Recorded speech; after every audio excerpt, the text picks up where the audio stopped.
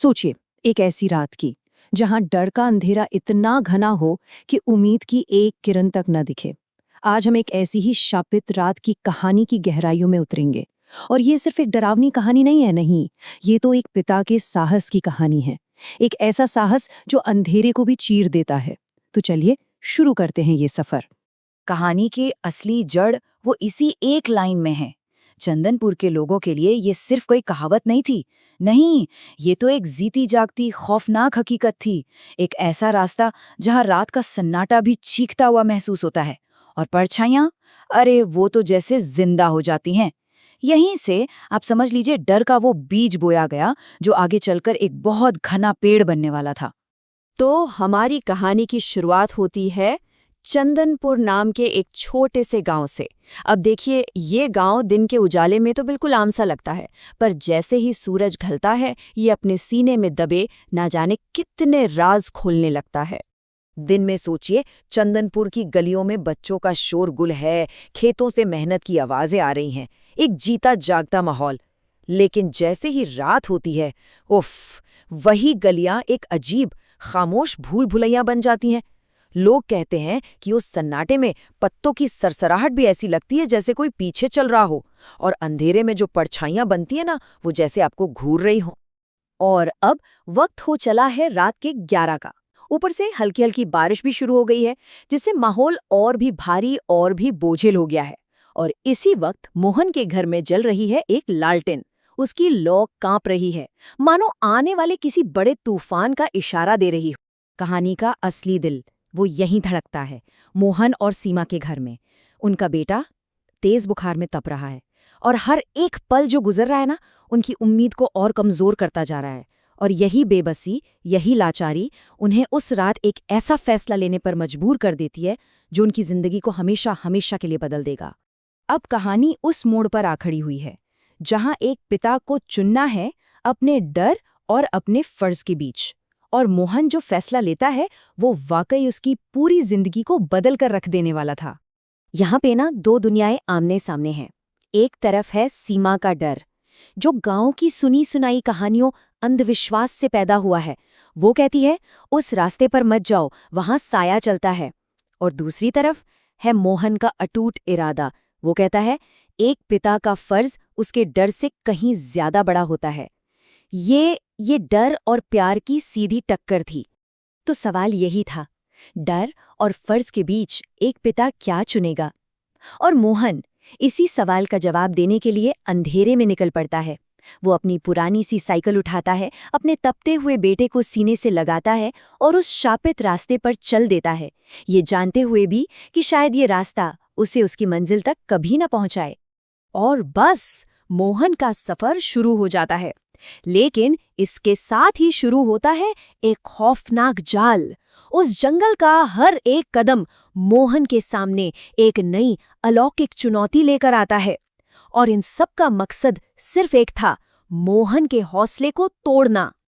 अब मोहन का सामना होता है 3 भयानक पड़ावों से। पहला, एक गायब हो जाने वाली औरत। दूसरा, किस्मत का एक ऐसा क्रूर मजाक जो उसे बेबस कर देता है। और तीसरा, एक ऐसा धोखा जो उसकी हिम्मत को पूरी तरह से चकनाचूर करने के लिए ही रचा गया था। चलिए देखते हैं एक एक करके ये मुश्किलें उसके सामने कैसे आती हैं। तो सबसे पहले रास्ते में उसे एक बूढ़ी औरत दिखती है जो मदद मांग रही होती है। अब मोहन तो ठहरा भला आदमी, वो इंसानियत के नाते रुक जाता है। लेकिन जैसे ही वो पलटकर मदद करने जाता है, वो औरत हवा में गायब। ये पहली साफ चेतावनी थी कि इस जंगल में कुछ भी नॉर्मल नहीं है। अब सोचिए, मोहन बुरी तरह घबरा जाता है और तेजी से वहां से भागने की कोशिश करता है। पर तभी किस्मत जैसे कोई खेल खेल रही हो, उसकी साइकिल की चेन टूट जाती है।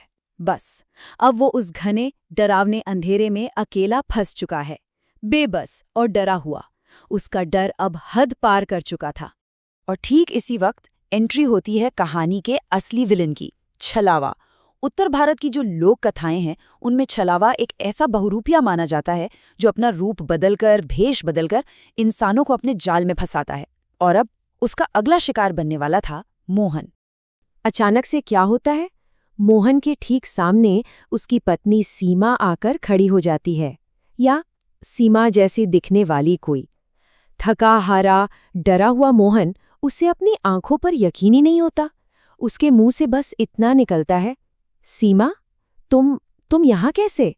वो छलावा जो सीमा के रूप में था, वो मोहन की हालत को, उसकी थकान, उसकी बेबसी को एक नज़र में पढ़ लेता है और वो उसे यकीन दिलाता है कि अरे मैं तो तुम्हारी मदद करने आई हूँ। वो कहती है तुम चेन ठीक करो, लाओ बच्चे को मैं पकड़ लेती हूँ।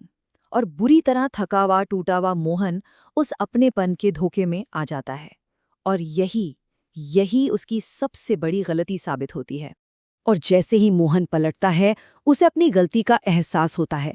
सामने सीमा नहीं, बल्कि एक भयानक, खौफनाक छलावा खड़ा था और उसकी गोद में मोहन का बेटा था। मोहन के गले से बस एक चीख निकलती है, एक बेबस पिता की दिल दहला देने वाली पुकार। लेकिन कहानी यहाँ खत्म नहीं होती, बिल्कुल नहीं। ये वो पल है जहाँ एक डरा हुआ, सहमा हुआ इंसान एक निडर पिता में बदल जाता है। अब ये लड़ाई डर की नहीं थी, ये लड़ाई थी प्यार की। अपने बेटे को बचाने की एक आग, एक ज्वाला मोहन के अंदर धधक उठती है और वो उस छलावे के पीछे दौड़ पड़ता है। उसका सारा डर अब एक ऐसे जुनून में बदल चुका था जो किसी भी चीज से टकरा सकता था। वो गिरता है, उठता है, उसे चोटें भी लगती हैं, पर वो रुकता नहीं। क्यों? क्योंकि अब दांव पर उसकी अपनी जान नहीं लगी थी, बल्कि उसकी पूरी दुनिया लगी थी। और फिर आता है कहानी का क्लाइमैक्स, आखिरी टकराव। मोहन और छलावे को ढूंढ तो लेता है, पर वो कर क्या सकता था? वो तो निहत्था था। और तभी अंधेरे को चीरती हुई एक तेज रोशनी आती है, एक गुजरती हुई मोटरसाइकिल की हेडलाइट। वो रोशनी जैसे ही छलावे पर पड़ती है, वो दर्द से चीख उठता है, जैसे कोई चीज पिघल रही हो। वो रोशनी उसके लिए जहर की तरह थी और देखते ही देखते वो धुएं में बदलकर गायब हो जाता है और बच्चा आजाद हो जाता है। वही मोटरसाइकिल वाला, वो मोहन और उसके बेटे को शहर के अस्पताल तक पहुंचाता है। वहां बच्चे का इलाज होता है और उसकी हालत में सुधार आ जाता है। उस खौफनाक रात का आखिरकार अंत होता है।